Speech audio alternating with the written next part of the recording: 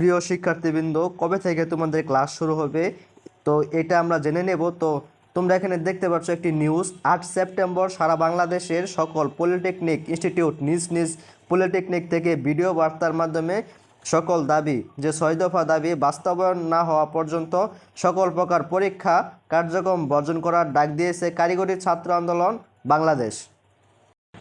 কারিগরি শিক্ষার্থীদের যৌক্তিক 6 দফা দাবি বাস্তবায়ন না হওয়া পর্যন্ত সকল প্রকার পরীক্ষা বর্জন করার সিদ্ধান্ত গৃহীত হয়েছে এবং পলিটেকনিক ইনস্টিটিউট ও টেকনিক্যাল স্কুল অ্যান্ড কলেজ সহ সকল কারিগরি শিক্ষা প্রতিষ্ঠান ও যথারীতি শ্রেণীকক্ষের কার্যক্রম অর্থাৎ সকল ক্লাস চলমান থাকবে।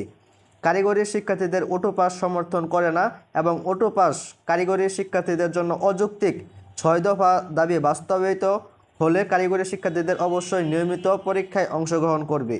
তো বিষয়টা হচ্ছে, কারিগরিতে যারা পড়াশোনা করে তারা কিন্তু অটো পাস চাচ্ছে না। তারা যে তাদের দাবি, যে 6 দফা দাবি, এটি তাদের 6 দফা দাবি মেনে নিতে হবে। তো এই হচ্ছে বিষয়। তো তোমরা যারা নতুন পলিটেকনিকে ভর্তি হয়েছো, তো এই বিষয়ে তোমাদের ক্লাস কখন শুরু হবে? তো তোমাদের ক্লাস তখনই শুরু হবে যখন তাদের দাবি মেনে নেবে। তাদের যখন পরীক্ষা হবে, ফাইনাল পরীক্ষা হবে, তারপর তোমাদের ক্লাস শুরু হবে।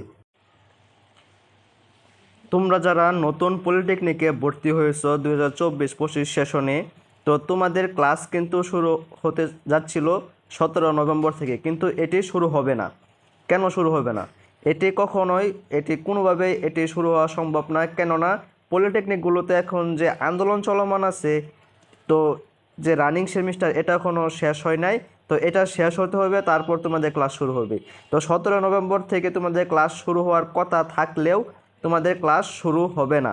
তোমরা এই বিষয়টি 100% নিশ্চিত থাকো যে তোমাদের 17 নভেম্বর থেকে ক্লাস হবে না। তো এটি কখন ক্লাস হবে এই বিষয়ে তোমাদেরকে জানানো হবে পরবর্তী ভিডিওতে। অবশ্যই আমাদের সাথেই থাকবে।